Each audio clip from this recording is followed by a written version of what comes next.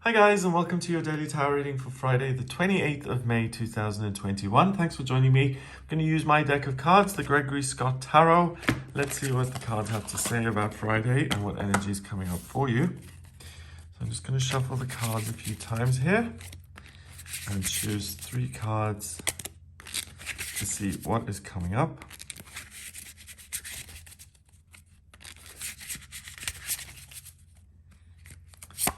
First, we've got the 5 of Pentacles, the King of Pentacles,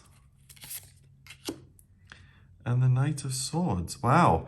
Okay, so what I'm getting here at the center of this reading, the King of Pentacles, that's an energy or a person who comes into your life, and you're really able to embody this energy. The King of Pentacles, as you can see, he is very well-to-do. He's got an abundance of money and he's surrounded by beautiful things and things are blossoming and it's the height of summer and he's really ruling this. The throne looks kind of heavy. It looks secure.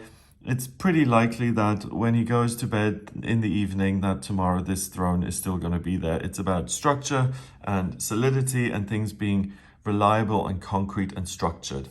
And these 2 cards I feel really influence the King of Pentacles. And it's interesting that I wanted to put lots of armor on the King, because armor in the tarot represents negativity that's anticipated. And here he's even invested in golden armor. You see, he's that rich and abundant that he can just have gold everywhere. Almost like King Midas, except he's just, probably has a gold mine somewhere. All right, so the 5 of Pentacles is usually about rejection and hardship. You can see this girl kind of looking at the boys playing and she feels like she's been left out, and it's tough to kind of deal with that kind of rejection. But here I get today that work may be somewhat difficult. It may feel like you're working really a lot harder than other people, and the path is kind of uphill, and there are a lot of challenges that you have to deal with, and not just work and career, but it also may be that your practical physical circumstances are somewhat challenging, so that there are a lot of demands on your time and that you have to fill out forms and things which usually take 10 minutes are now taking 60 minutes, and it's all just a bit arduous and it feels labored. The thing to remember is that you have the abundance within you. You have the time and patience to deal with each one of these things. You don't need to rush. You don't need to feel impatient and under pressure and hard done by. You're able to work on each issue as it arises, and through that you're able to find the abundance and the best possible solution in each thing that you focus on. So if things are challenging and difficult, it's actually not a bad thing, because you have this Midas touch today, and because you have this great attention to detail and this great practical focus, you're able to look at your circumstances and really examine them and say, do you know what, I'm going to solve this issue, but also I'm going to find the opportunity within this issue. So I'm solving 2 problems at once. I'm dealing with something that needs to be dealt with, but then I'm making the most of it. Like in her case, it could be, do you know what, the boys don't want me playing football with them. I've had enough of like watching from the sidelines. So what I'm going to do is I'm going to start a local girls team. And because of a hardship, rather than feeling like, oh, I've been rejected and why, and she's looking at that and turning it around and creating a team for other females in the area, and then lots of other people are going to be blessed by that, because her experience means that she's done something for society, for the community, and all the other girls then have someone to play football with, as an example, right? It could be anything else. So if it's something really mundane and silly, if the printer isn't working, yeah, it doesn't get much more banal than that, really. Isn't that... I find like doing things like that, like changing the ink on a printer, or hitting a nail in the wall and hitting like an electrical thing. I find those things so boring at times that it's just like, oh, really? So if you have to do something like that and you have to really kind of exercise patience, it's like, okay, yes, I should change the ink if I want black things on paper. I have to do this. Then give yourself a break And if the thing isn't working and you can't fix it, then again, it may be as simple as finding a solution on your phone that you don't need to print the thing out, and you can actually look at it on your screen. And not only do you save paper, but you speed up the whole work process because you find a workaround. That's what I mean with these two cards. Something that initially seems difficult and annoying and boring, or whatever it may be, or why is this so hard? It should be a lot simpler. It allows you to accept that it isn't simpler, that you can deal with it, and that you do have the time and patience to deal with it. But then it's not just something that's there to torture you and that you have to get through. There's a hidden opportunity in each one of those things. So look at the gold mine in any situation that bores you or that you don't love or that isn't ideal. And then finally, we've got the Knight of Swords, and you can see one guy yelling at the other.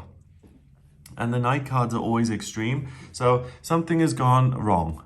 Some circumstance. Swords, remember, are ideas and communication and perspective.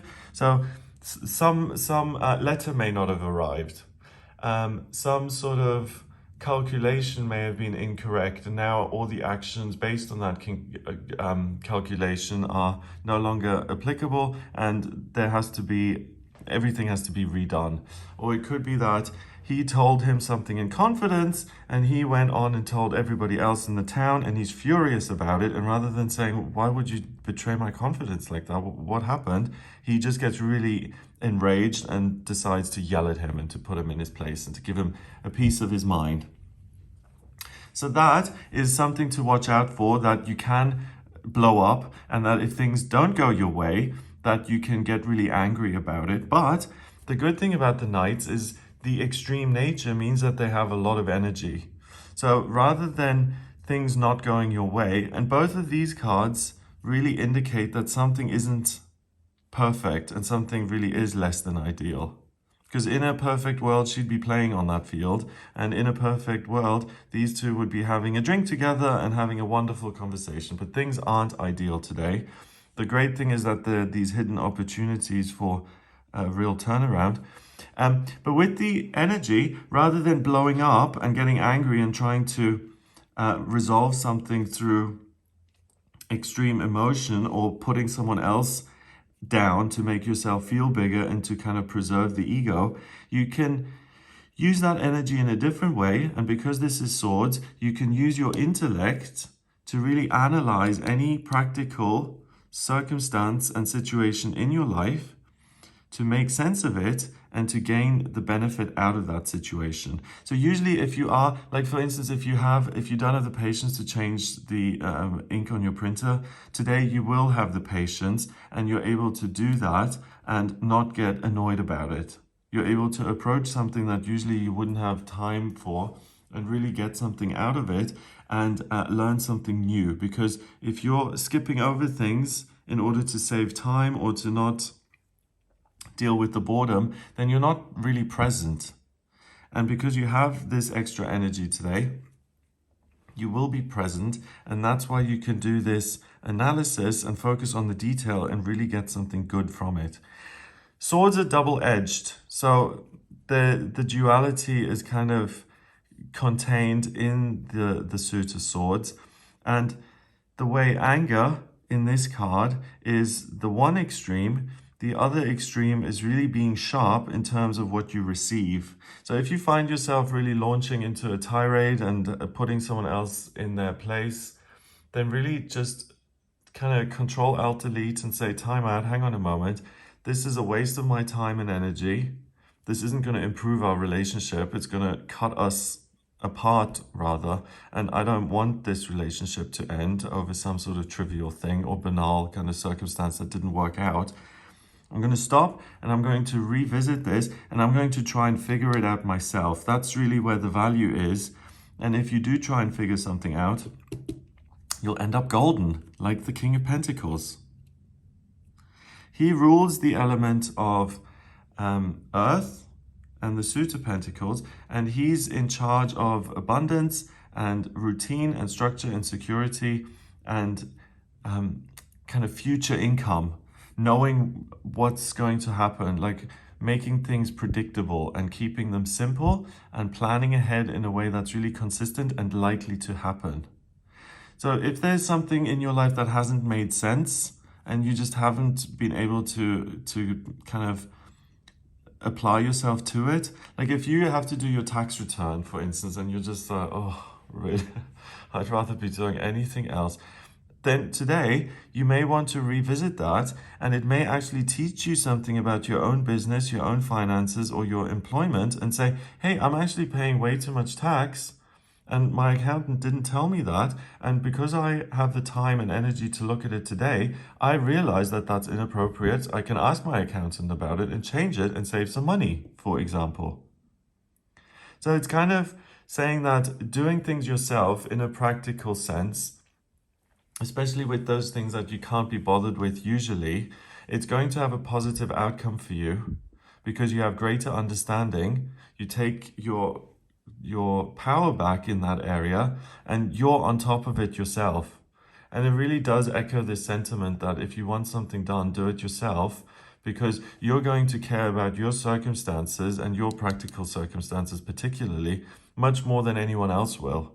You know, if you're, for instance, again, if your accountant does your tax return once a year, you're just a customer, and they're not going to really, I mean, they're going to do a good job if you've got a great accountant, but they're not going to sit there for an extra 5 hours pondering how you could possibly save, you know, $100 or pounds or euros a month because they love you so much and because they want you to thrive and have an easy life. They've got their own bills to pay, they've got their own job, and no one's going to care about your security and your safety the way you do. And by applying yourself to those circumstances and being patient and saying, okay, this is a bit of a snooze fest, but I'm going to look at this in order to transform it and to make it something that actually benefits me, you'll get a lot out of it, and you can avoid conflict and wasting your energy and your thoughts and your breath and your time by focusing the energy on something worthwhile rather than spouting a lot of hot air that doesn't really have much of an impact anyway. So with that said, if you find yourself schooling someone or educating someone about how they ought to behave or why something was wrong, then again, you're wasting your time. Your energy could be used in a much more practical and beneficial way for you. Yep. Number wise, we've got 5 and the court card. The king is 1, so that's 6, and another 1 is 7. 7 is the mind and creativity. So you're really able to, it's like Virgo in astrology. Virgo is ruled by Mercury. Mercury, the communication planet, rules Gemini and Virgo. So when it's in Virgo, the switch is on the inward position. It's about I listen, I learn, I take information in, break it down and make sense of it. When Mercury is in Gemini, the switch is on the outward position. It's like all of these insights that I have, I express, I share, I communicate, I talk, I yell. Okay?